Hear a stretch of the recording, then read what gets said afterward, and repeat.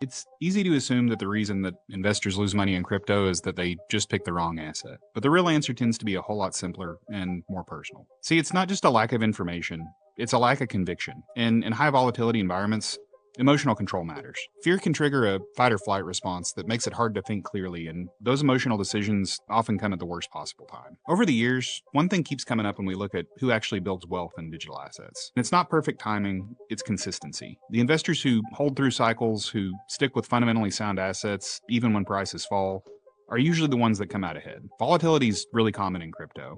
Fundamentals are way more important. The good news is that emotional discipline isn't some innate trait. It's a habit, and it can be developed with a few simple changes. First, start with clarity. Before investing in something, write down your reasons for buying that asset. Be specific. Think about what the value proposition is and what kind of time frame you have on your investment. When the market dips, you can revisit that document, and then you need to ask yourself, has the asset fundamentally changed, or is it just that some sentiment has shifted? Next, you need to create some rules in advance.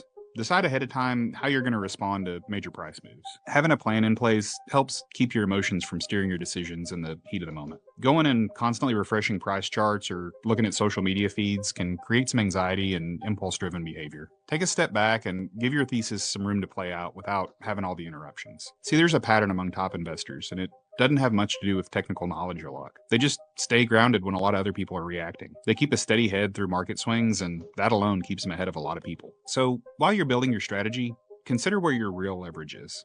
Your ability to stay rational when most people can't. Emotional discipline might just be the most valuable asset that